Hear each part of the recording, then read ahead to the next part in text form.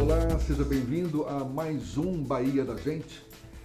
Ele começou a tocar aos 3 anos de idade, começou a tocar piano, isso de forma espontânea. Aos 5 anos já estava na Escola de Música da Universidade Federal da Bahia. O primeiro recital surgiu aos 8 anos, aos 10 tocou como solista com a Orquestra Sinfônica da UFBA. Hoje é um dos pianistas e maestros mais respeitados do Brasil e do exterior. Aliás, ele se divide entre Brasil e Suíça. Na Suíça, desde 1992, leciona na Haute École de Musique de Lausanne. Aqui, no Brasil, desde 2005, dedica-se a atividades de integração e desenvolvimento social, criando oportunidades inéditas para jovens e crianças. É com muita honra que este Bahia da Gente recebe o pianista e maestro Ricardo Castro. Por favor, dê uma chegada. Seja muito bem-vindo e muito obrigado por aceitar o nosso convite. Por favor, fique à vontade. Ricardo, você é natural de Vitória da Conquista, não é isso? Do Sudoeste. Como é que você explica esse pianista, esse maestro que aos 3 anos de idade já mostrou a que veio? É um predestinado? Não, eu acho que foi um privilégio ter um instrumento em casa, o que é raro hoje em dia, por causa desses equipamentos que a gente adquire e que tocam música pra gente, né? Na época, se você queria ouvir música, você tocava um violão. No meu caso, um piano já é algo mais complexo, mas eu tenho uma tia que toca piano e que morava conosco, ensinava a minha irmã, que é mais velha, e eu ficava assistindo aquelas aulas. E foi assim que eu aprendi. Aprendi olhando as aulas da minha irmã. E aprendi de ouvido. Mais tarde eu tive o privilégio também de começar já numa classe de piano com uma professora muito importante, Esther Cardoso, que tinha acabado de chegar de Paris. E eu passei vários anos até sair diretamente para a Europa. Isso ainda em Conquista? Não. Eu saí de Conquista com 9 meses. Já estava aqui em Salvador, Eu estava em Salvador, então. Também. Então são essa conjuntura que permitiu. Para quem toca piano, quanto mais cedo, melhor mesmo. Né? Eu tenho, desde que eu fui para a Europa, eu conheci vários colegas e leio os currículos do pessoal que fez carreira. A média é essa mesmo, é começar muito cedo. E o músico é uma das profissões onde você começa mais cedo e termina mais tarde. Você pode tocar piano até 90, 100 anos, enquanto Sem você o menor tiver... problema, né? Inclusive, é uma prática que é boa para a mente, para o corpo. Você tem que ter uma disciplina durante a sua vida. Né? Você tem uma série de concertos, você não pode dormir pouco, comer mal, beber muito. Tem uma série de coisas que faz com que, finalmente, você acaba tendo um cuidado a mais consigo próprio para poder subir no palco e ter uma performance de qualidade. E existem vários pianistas de 90 anos que tocam e que a de cabeça forma funciona, maravilhosa até hoje. E alguém te inspirou, além, você citou sua tia, né, que já tocava piano, mas algum músico, algum compositor em especial? Como é que se deu a sua formação como músico mesmo? O outro lado, o lado que não é tão positivo, vamos dizer assim, que não foi um privilégio, é que aqui na Bahia a gente não tem assim uma cultura, uma tradição de ir a concertos, ou até de ter esses concertos, pelo menos não tinha tanto quanto hoje, que faz com que tudo que eu aprendi na época vinha mais dos discos que se comprava em banca de jornal, né? Com a vantagem de que naquela época disco era uma coisa realmente muito rara e só gravava os grandes músicos. Então, logo criança eu ouvia a Filarmônica de Berlim, a Filarmônica de Viena.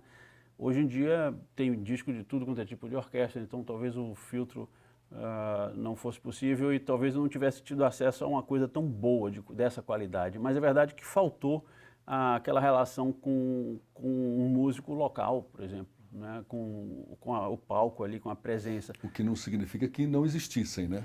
Sim, é verdade, mas eu não me lembro de concertos, de ter ido a concertos antes de ter feito um concerto. O primeiro concerto que eu fui foi o meu, vamos dizer assim, né? Isso em que época?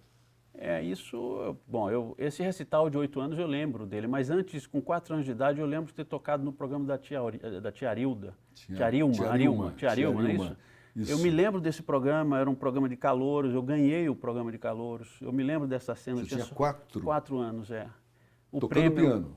O prêmio era uma bicicleta grande, uma Monarch, e não me deram, porque eu era muito pequeno. Eu fiquei furioso. Ganhou, mas não levou. Não levei, me deram uma coisa menor, aí o segundo lugar levou a bicicleta, eu fiquei furioso com isso.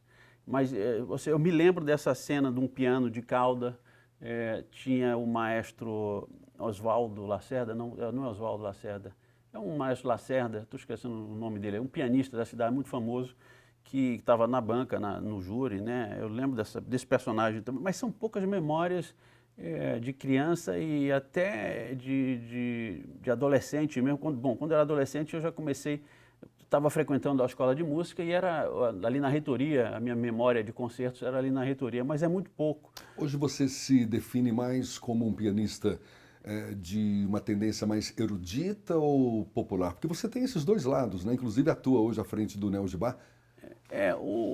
Eu nunca separei as duas coisas, né? Desde cedo, como eu tocava piano de ouvido, comecei tocando de ouvido sem partitura, então muito rapidamente eu aprendi as melodias, seja de carnaval, as coisas que as pessoas cantavam. Minha mãe canta muito bem em casa, então aprendi a tocar violão porque as férias você passa na praia e não tem piano. Então eu sempre tive uma relação com a música popular brasileira muito natural. E ao mesmo tempo eu estudei muito para chegar a um alto nível como pianista e tive esse contato com uma cultura que, na verdade, que é europeia, mas também a nossa língua é europeia, né? Nós não falamos tupi-guarani no Brasil, nós falamos português, então tem uma série de relações. A gente tem uma relação muito forte, eu acho, o Brasil com a cultura europeia, juntamente com a africana, que faz com que não foi difícil eu ter essa assimilação de outras culturas, aprendendo os grandes compositores, né? Então, hoje eu me considero um músico interessado pelas coisas que têm qualidade, seja na música popular ou na música erudita. Eu falei que o Ricardo, aqui no Brasil, desde 2005, dedica-se a atividades de integração, desenvolvimento social, e uma delas é o Neo Gibá, Núcleos Estaduais de Orquestras Juvenis e Infantis, e que a gente vai falar mais a respeito no próximo bloco. Fica aí, aguarde um instante só.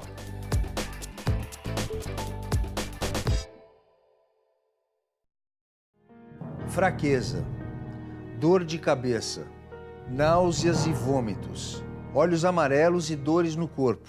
Estes são sintomas da febre amarela que tem causado morte em algumas regiões do país. Se sua cidade está entre elas, não deixe de se vacinar. É importante também eliminar os focos do mosquito, que além da febre amarela, transmite zika, chikungunya e dengue. Cuide de você. Cuide de todos.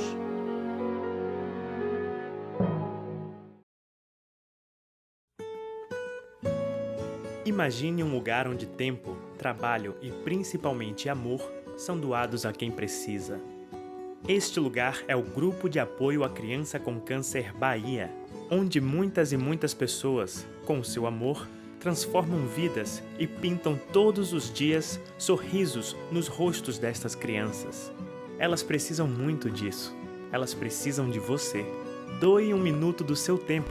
Visite o site www.gacbahia.org.br e, com o coração, encontre a sua maneira de colaborar com o combate ao câncer infanto-juvenil no nosso estado. GAC Bahia. O amor realmente transforma.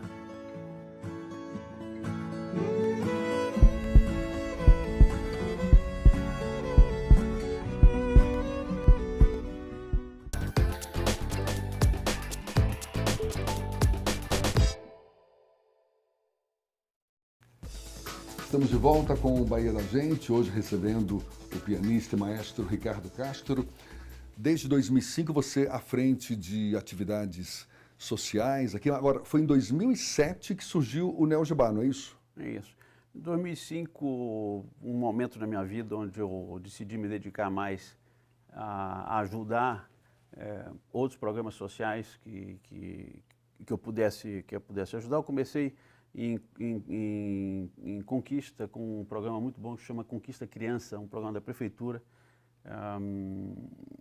que me sensibilizou a utilizar daquilo que eu tinha aprendido e acumulado, bens materiais. Nesse tempo você já estava na Europa? Eu fui para a Europa em 84 e não voltei mais, né? mas tinha essa coisa de vir para a Bahia passar férias. Por que essa disposição para estimular ações mais sociais? Bom, eu cheguei num momento de maturidade na minha carreira, eu estive nos pontos mais altos que a gente pode esperar assim, de uma carreira em termos de gravação de disco, sala de concerto, e achei que não era o suficiente, principalmente para um músico que saiu do Brasil, e eu acho que a gente pode fazer muito mais. Eu comecei a prestar atenção à questão social aqui, e comecei a ter algumas ações pontuais, né? E nesse meio termo eu conheci o El Sistema na Venezuela, que é o maior sistema de orquestras juvenis no mundo. São milhares de jovens e crianças que naquele momento funcionava muito bem. Obviamente o país vive uma crise sem precedentes, mas um programa muito forte, muito bem organizado. Foi nele que você se inspirou para criar o Neo Gibá? Eu vi esse programa, na realidade, eu comecei a falar para as pessoas aqui no Brasil que o Brasil deveria se inspirar na Venezuela para criar programas para seus jovens. E numa dessas falas que a pessoa que se tornou secretário de Cultura da Bahia em 2007, que foi o Márcio Meirelles, ele acabou me chamando para implantar um programa semelhante. Aí eu criei essa sigla Neo Gibá e fiz a proposta ao governo, uma proposta de gestão de como seria esse programa. Desde o início eu já tinha em mente o que a gente iria fazer pelos próximos anos. E então, a partir de 2007, eu comecei a vir ao Brasil todos os meses para implantar esse programa, e durante 4 anos eu ainda fui o gestor artístico da Orquestra Sinfônica da Bahia. Pois é, como o próprio nome diz, Núcleos Estaduais de Orquestras Juvenis e Infantis da Bahia, não é isso? São vários núcleos. Tem o de Gestão e Formação Profissional, esse é digamos, o principal? É uma das condições, foram poucas condições para que eu aceitasse o convite do Márcio Meirelles, foi que o Neo Gibá fosse implantado com condições materiais, de infraestrutura, não materiais adequadas à prática musical. E na Bahia, por incrível que pareça, né, um estado do tamanho da França, só tem um teatro que pode acolher bem uma orquestra sinfônica, que é o Teatro Castro Alves.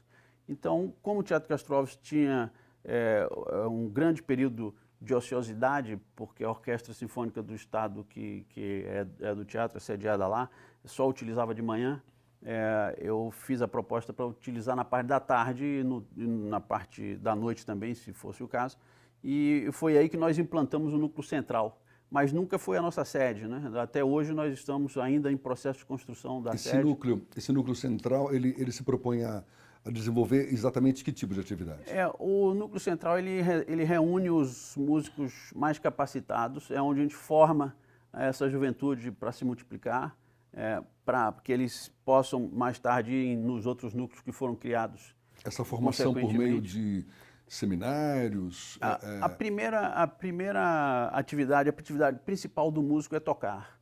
Então a gente escolhe um repertório que permita que o músico, chegando com pouco conhecimento, ele possa crescer. E esse repertório vai ficando mais e mais difícil. A nossa produção até selecionou uma foto que, olha aí, que é uma das atividades desse núcleo. Isso que você pode ver, só são violinos reunidos, e eles estão com o Spala da Orquestra Juvenil, que é a orquestra principal. E ele, então, nesse momento, ele passa uma série de conhecimentos técnicos, musicais, para esses outros jovens violinistas que não são da mesma orquestra. Ele está fazendo um trabalho que a gente chama de naipe, é uma família de instrumentos de violinos, né? Então esse trabalho é feito também no Teatro Castro Alves. E esses demais núcleos? Tem o núcleo de prática orquestral e coral, com 11 núcleos espalhados aí por 4 cidades do interior do estado, não é isso?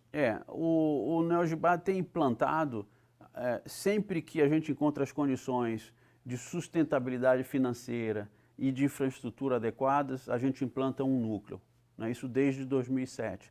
Então, podemos dizer que 11 não é um número muito importante, mas é um número de qualidade, né? Esses núcleos, eles têm continuidade, a gente nunca interrompeu uma atividade desde o início. Essas cidades que eu citei são 4, né? Salvador, Simões Filho, Trancoso e Conquista também. E Vitória da Conquista, que é recente. Por exemplo, por que Trancoso? Um industrial de São Paulo resolveu financiar em Trancoso um núcleo numa escola que ele mesmo construiu. Ou seja, nós tínhamos aí o recurso financeiro e a infraestrutura para abrir um núcleo. Então, nós fomos em frente. E, na realidade, o Neogibá é um programa do Estado, mas é gerido por uma organização social. Essa organização social pode captar recursos com outras entidades, com empresas, para fazer crescer o Neogibá. E a maioria dos nossos núcleos é financiada por recursos que não são oriundos do governo do Estado. Ou a gente utiliza leis de incentivo, como Faz Cultura ou a Lei Rouanet, ou doações, como foi o caso de Trancoso no início. Então, é muito importante, eu gosto sempre de dizer que quando a gente trabalha com criança, a gente não pode fazer uma coisa que não seja sustentável. Você não pode tirar a criança de casa, propor um projeto e depois abandonar porque teve uma crise financeira no país, né? Até porque, como você disse, né, músico é uma atividade que, na melhor das hipóteses, se estende, né, ao longo dos anos. Certamente, não que esses músicos necessariamente vão continuar no Neogibá, mas que se sintam motivados a permanecer nessa atividade. Eu diria mais, eu diria que o Neogibá não forma músicos, porque nós hoje temos um impacto em mais de 4.600 crianças e jovens no estado, mas a nossa meta é formar seres humanos que tenham passado por uma experiência que permita um desenvolvimento integral de suas faculdades cognitivas, de sua sensibilidade, de sua estética, e a música, a prática em conjunto, ela permite isso. Se mais tarde ele decide ser músico, ele terá as ferramentas para isso, tanto que hoje em dia, se você olha o resultado do vestibular, ou do Enem, ou o ingresso em faculdades, a maioria são jovens que passaram pelo Neogibá. Quais habilidades ou competências que você acha necessárias para o desenvolvimento dessa atividade de músico? Claro, bom, a primeira obviamente... disciplina. Não, a primeira é disciplina. Porque muitas vezes você ninguém nasce com a faculdade de tocar nada, né? Nem de falar, por exemplo. A gente adquire isso. Sim. E você, se nascer na China, você fala chinês. Se nascer na Bahia, você fala baianês, né? Então, a música é também uma linguagem. Se você está num ambiente em que alguém te ensina muito rapidamente, com as melhores técnicas, o instrumento correto para você, você vai atingir um nível de excelência muito alto. Mas é verdade que se o seu braço for muito curto e alguém te der um trombone, você nunca vai tocar bem trombone. Então, ou seja, o professor tem que ter esse olhar desde cedo com a criança. Então, obviamente, tem esses elementos, mas a criança precisa imediatamente adquirir algum sentido de disciplina. Meu pai dizia ele me dizia quando eu era adolescente que eu não ia precisar fazer serviço militar, porque eu já estava no serviço militar desde os 3 anos de idade. Eu achava graça, porque eu não sou nada militar, não sou nada. Mas tinha disciplina. Eu tinha disciplina, mas não era nada exagerado. Era simplesmente que naquele momento eu tinha foco na atividade e por isso eu conseguia me desenvolver. Então a gente ensina imediatamente essa capacidade de focar numa atividade. Mas o que é mais interessante na música é que é uma atividade em conjunto, a prática em conjunto é que você... Saber trabalhar em equipe também, além de ter foco, você tem que ouvir o seu colega. Você tem que ter a capacidade de, ao mesmo tempo que você está concentrado, você está ouvindo algo que vem de fora. Então, isso é uma capacidade que vai te ajudar na vida, no resto da sua vida. E depois, obviamente, aí vem aquela coisa, se você, a teoria das 10.000 horas, você só atinge a excelência em alguma coisa depois de praticar 10.000 horas. Um piloto de avião, por exemplo, né? Então, se um jovem pratica muito, ele vai, com certeza, se escolher o instrumento certo, se ele está recebendo a orientação correta, essas 10.000 horas vai levá-lo a um alto nível de performance e ele será um bom profissional. Eu queria mostrar mais uma foto que a gente tem, que essa daí é me parece, Promulde. do Núcleo de Prática Orquestral e Coral, não é isso? Não, isso é no Lá em Teatro Jequié. Castro Alves. Não, É no Teatro foi a Castro outra, Alves? foi a precedente. Essa é no Teatro Castro Alves. Isso é um programa novo do Promulte, um programa de multiplicadores que prepara nossos jovens para ações nas escolas e em outras entidades em Salvador mesmo. Ou seja, uma coisa muito interessante saber que o Neogibá incentiva a excelência musical, que já demanda essa tal da busca pelas 10.000 horas de prática com qualidade, mas também incentiva um comprometimento social. Esse jovem que faz parte da orquestra principal, que é a Orquestra Juvenil da Bahia, que já fez 6 turnês internacionais e que é uma orquestra que já gravou, e que é uma orquestra que tem um alto nível de performance, esses jovens são multiplicadores, são comprometidos socialmente, exercem práticas sociais em orfanatos, em asilos, e também criam programas culturais nas escolas ou nesses outros espaços por intermédio de um programa nosso, né? Ou seja, um incentivo à responsabilidade do jovem e também à consciência de que ele pode ser muito mais como músico do que somente São um artista no palco. Sementes, né? Que, inclusive 10 anos já de Neo Gibá, não é isso? São várias ações também que estão sendo realizadas. Me parece que desde o ano passado. A gente fala sobre esse assunto no próximo bloco. É um instantinho só, já já. Bahia da Gente de volta.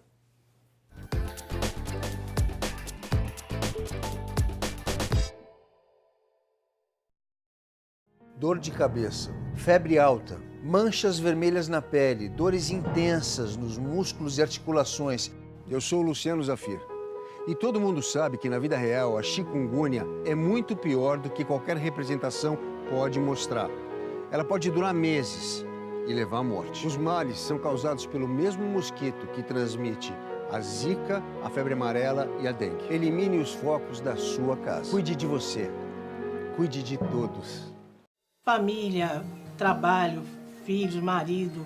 Então você nunca tem tempo. E aí um dia o tempo escapou de minha mão. Eu perdi muito sangue. Então, se não houvesse pessoas que perdessem seu tempo doando sangue, eu não estaria aqui agora conversando com você. Então, acho que não existe um amor maior do que esse. Você doar a vida. Porque doar sangue é doar a vida.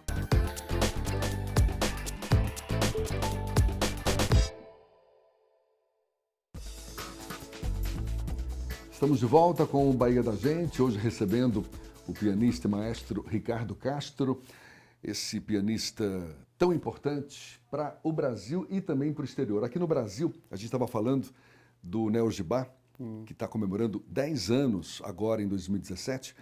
Que ações que vocês estão programando? Aliás, já vêm sendo realizadas desde o ano passado, né?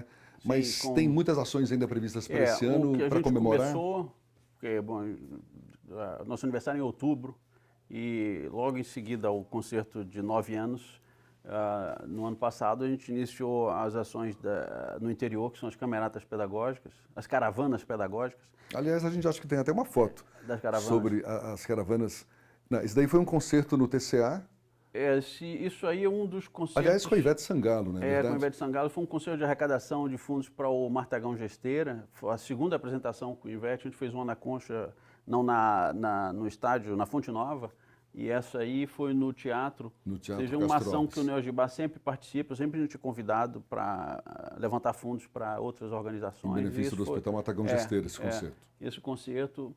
E também, durante o ano passado, a gente teve uma grande turnê na Europa, com concertos nas salas mais importantes.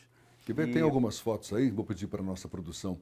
Aí, acho que esse daí é um dos concertos, não é isso? Lá em Florença. Em Florença, é um novo teatro, um teatro que eu também não conhecia. A primeira vez que a gente foi, Florença, na Itália. Que eu fui nesse teatro. A gente já tinha tocado na Itália, em Roma, Teatro em Milano. lotado, hein?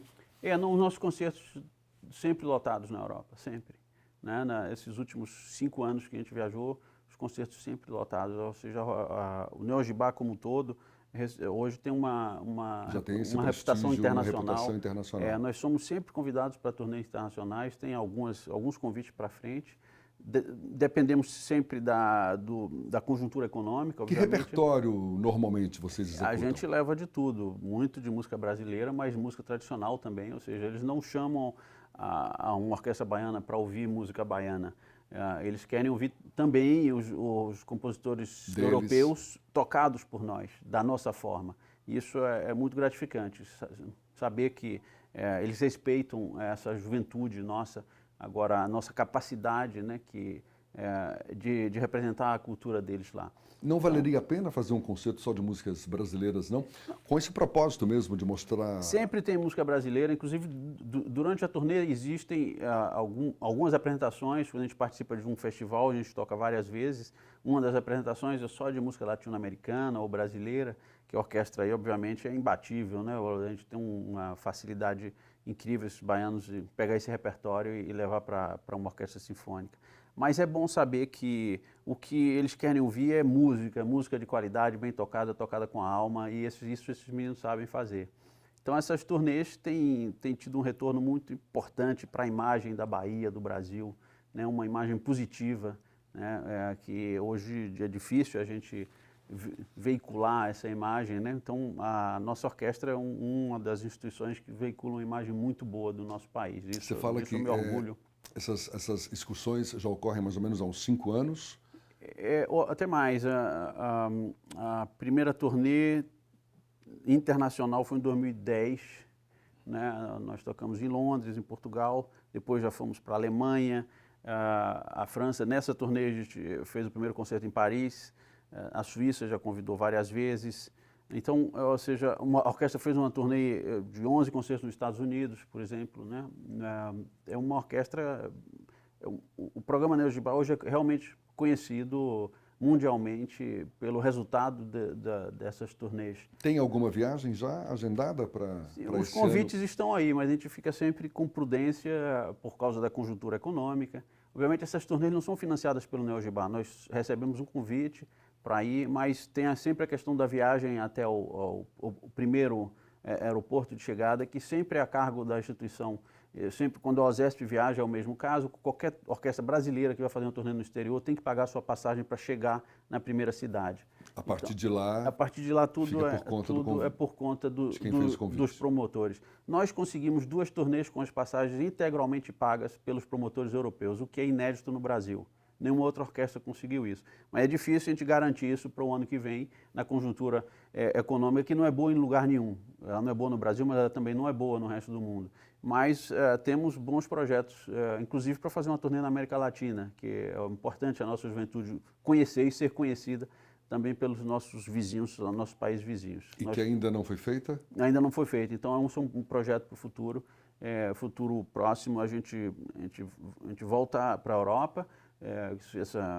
Esse convite já está bem adiantado e fazer uma turnê na América Latina o mais breve possível. Acho que a gente ainda tem mais fotos, quer ver? Essa...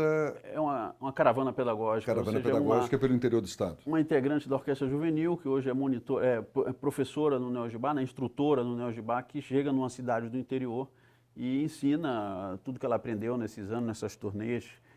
Inclusive ela é também formada pela Escola de Música da Universidade Federal da Bahia, seja uma jovem que é capacitada e que leva esse conhecimento para o interior. E tem sido uma revolução, inclusive uma das ações dos 10 anos é a criação da primeira orquestra infantil da Bahia.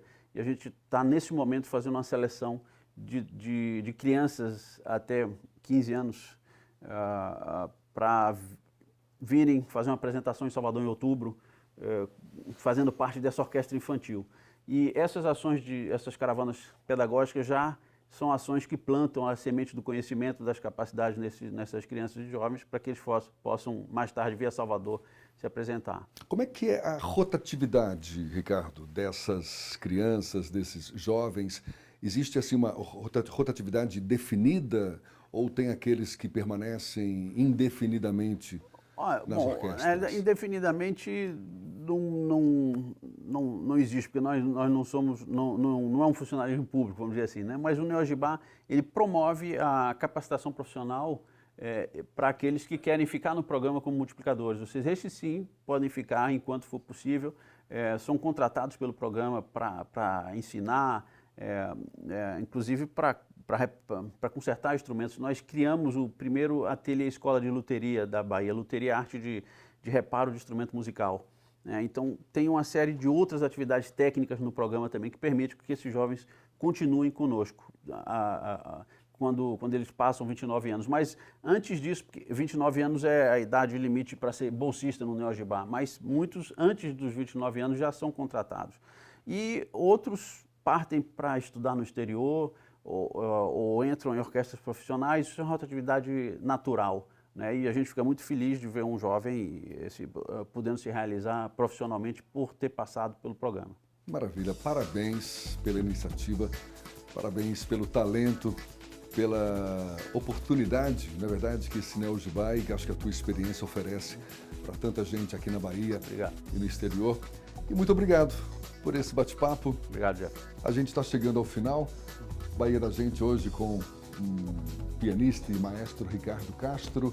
A gente agradece também a sua companhia. Muito obrigado e até uma próxima oportunidade. Tchau, tchau.